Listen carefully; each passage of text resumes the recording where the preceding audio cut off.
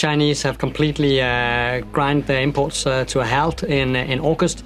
We expect also very low imports of US crude oil into China next month. By mid-2025, China had quietly erased American oil from its shopping list, from 160,000 barrels a day to almost nothing. No warning, no speech, just a 10% tariff and silence. While Beijing was locking in oil deals with Russia and Iran, Hayden Yuan, the man sitting in the Oval Office, was still yelling about tariffs like it was 2018. Ports in Texas stood half empty. Pipelines slowed to a crawl, but the business genius in the West Wing was too busy fighting Canada over wood and screaming at wind turbines. He called it leverage. The rest of the world called it quitting, and now the world's biggest oil buyer is gone, and America got played by its own salesman. You know, China once bought 160,000 barrels of American oil per day. Not exactly a flood, but it was enough to justify billions of dollars in Gulf Coast export infrastructure.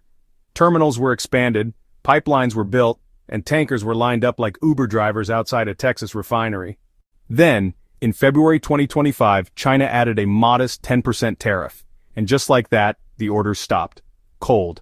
Even the discounted barrels got the silent treatment. No ban, no statement, just silence. The kind of silence that echoes through empty port facilities from Corpus Christi to Houston.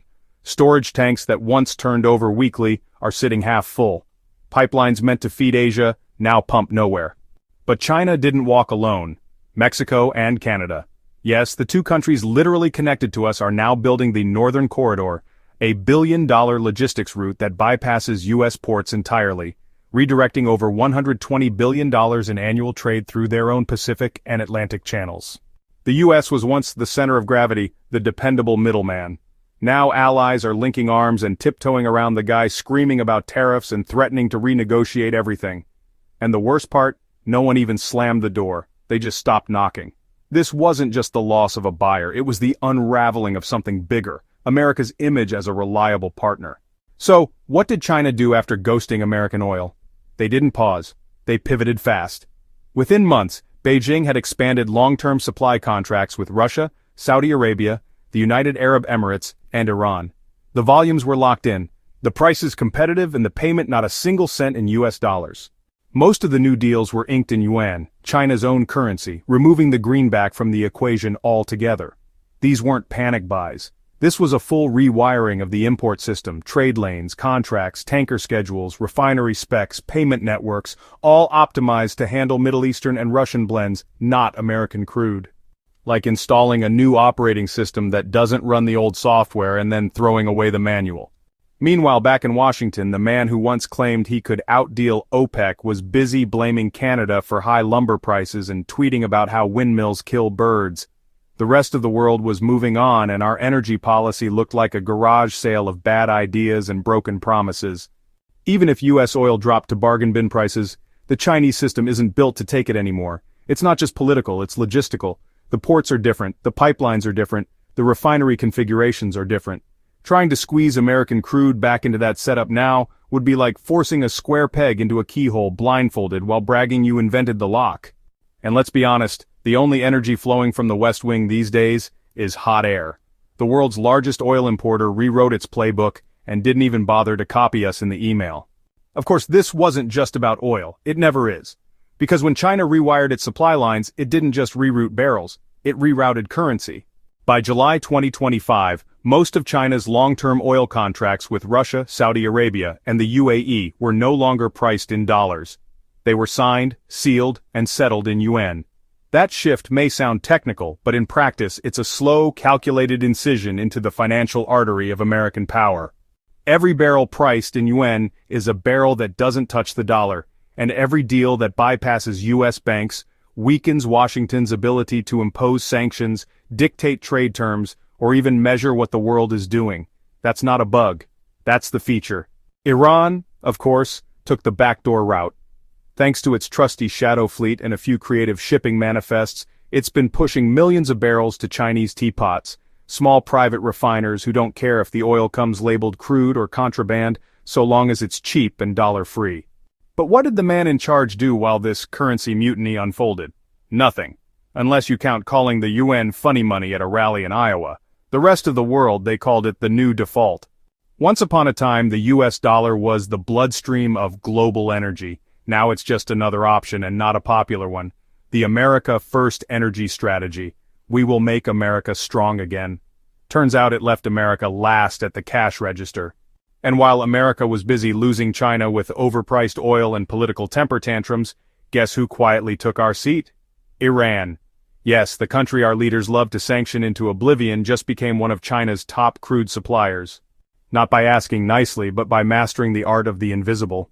Iranian oil is flooding into Chinese ports through the shadow fleet, a covert web of tankers sailing under borrowed flags, forged papers, and just enough ambiguity to keep U.S. sanctions looking like a broken, do not enter sign. And China's teapots, the small, scrappy private refiners, love it. Cheap, flexible, off the books. By mid-2025, Chinese imports of Iranian crude had skyrocketed to 1.7 million barrels per day, 10 times what they used to buy from the U.S. So let's recap. The United States tries to isolate Iran, Iran bypasses us, China embraces them, and the only thing our so-called strategist in the West Wing accomplished is making America irrelevant in a game it invented. If this were a board game, Iran just skipped 3 turns, grabbed all the oil cards and flipped the table while the 47th president was still yelling about how great the last deal was. Sanctions don't work when no one's playing by your rules, especially when you keep tearing up the rule book every time you lose a round. While Iran was sneaking in the back door and China was, redrawing its energy map, America was left staring at empty docks. Export terminals in Corpus Christi and Houston, which were once buzzing with tankers bound for Asia, are now operating well below capacity. Why? Well, because those ports were built with one customer in mind, China. And now that China's gone, they've basically become the world's most expensive lawn ornaments. Billions were poured into pipelines, docks, and storage tanks to ride the so-called energy dominance wave. But, energy dominance doesn't work so well when the world's biggest buyer changes the channel and you're still stuck yelling at the TV. Yes, U.S. exporters are trying to redirect barrels to Europe, India, and South America. But let's be clear, no one replaces China. Not in scale, not in price, not in influence. This isn't a supply chain hiccup. It's a business model breakdown, one fueled by ego, bad math, and the kind of short-term thinking you'd expect from someone who thinks tariffs are like seasoning. The more you add, the better it tastes. Now we have ports without purpose, pipelines to nowhere, and a White House still convinced it won the trade war. As America builds pipelines to nowhere, China's been busy filling barrels. By mid-2025, Beijing quietly expanded its strategic petroleum reserves to cover more than 3 months' worth of imports, well above the International Energy Agency recommended global average. The suppliers, the usual suspects, Russia, Iran, Saudi Arabia, not exactly members of the America First fan club. This isn't just about stockpiling for emergencies, it's a power play. With full tanks and long-term deals in yuan, China can negotiate prices, ignore shocks, and shrug off U.S. pressure, all while keeping the taps flowing.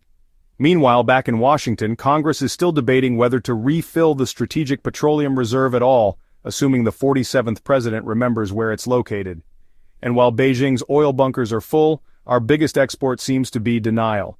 The West Wing is still performing its one-man show titled Mission Accomplished 2 Trade War Bugaloo. While the rest of the world quietly moves once again, China didn't need a confrontation, just calculation. And while America was still writing press releases, China was writing purchase orders in bulk. It's not just China. The oil world is shifting, and the ripple effect is now a global current. So, in July, India signed these expanded long-term contracts with Russia, locking in discounted crude with yuan-denominated settlements, and they even revived some old Soviet-era shipping routes just to bypass the Strait of Hormuz altogether. Southeast Asian buyers from Malaysia to Thailand are now tweaking their oil purchase frameworks to pretty much match China's playbook. They're favoring suppliers who offer flexible payment systems, especially those not tied to the US dollar. And Europe, well, they still buy American oil for now, but they're using this new supplier competition to push for price concessions, insurance waivers, and extended payment windows.